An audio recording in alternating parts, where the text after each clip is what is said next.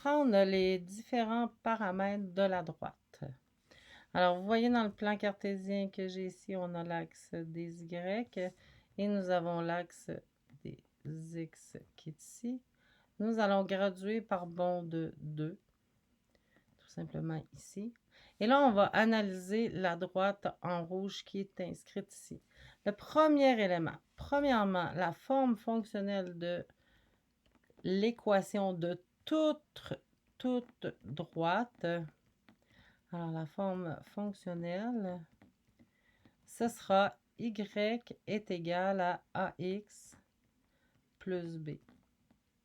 Et bien entendu, chaque fois que vous voyez l'équation d'une droite, a et b sont toujours remplacés par des nombres. Donc, nous allons aller voir, premièrement, d'où vient le b qui est ici. Graphiquement, le b sera le point d'intersection avec l'axe des y. Alors, si on compte 2, 4, 6, 8, on va être à 8 ici. Alors, le b vaudra 8. Alors, on va avoir systématiquement plus 8. Notre équation devient donc y est égal à ax plus 8. Allons évaluer maintenant le paramètre a. On doit savoir que le paramètre a, c'est le taux de variation. Alors, c'est toujours la variation des y par rapport à la variation des x. Alors, si on regarde la variation des y, prenons-nous 2 points dans notre droite qui est ici, qui va s'appuyer sur le plan cartésien, là, dans une intersection du plan. Donc, je m'en viens ici, je fais la lecture du point. Donc, en x, moins 2, moins 4, moins 6, moins 8, on a moins 10 en x ici. Et en y, moins 2, moins 4, moins 6, moins 8 ici en y. Donc, le point sera moins 10, moins 8.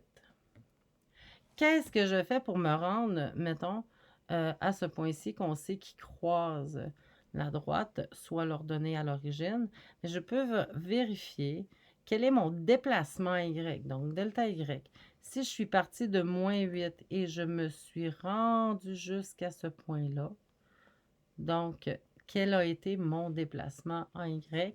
Alors, le delta y, la façon que tu peux le faire graphiquement, c'est de compter. Je monte de 2, de 4, de 6, de 8, de 10, de 12, de 14, de 16.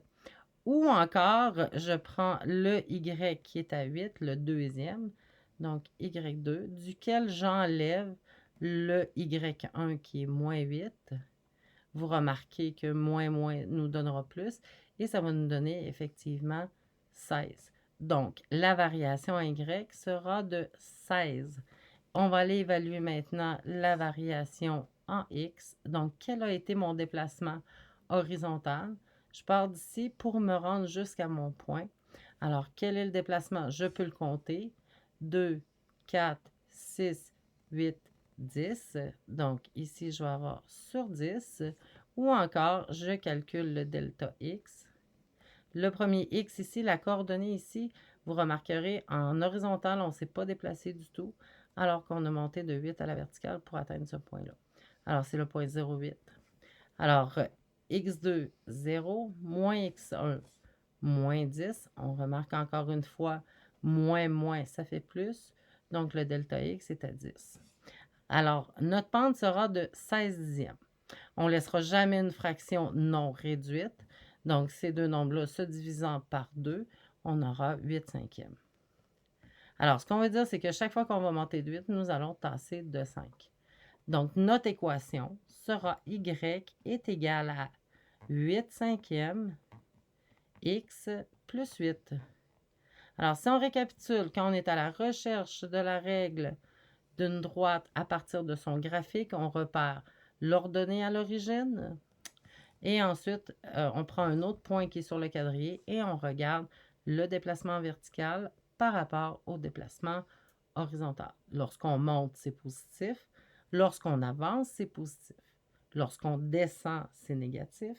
Lorsqu'on recule, c'est négatif. Voici une première stratégie.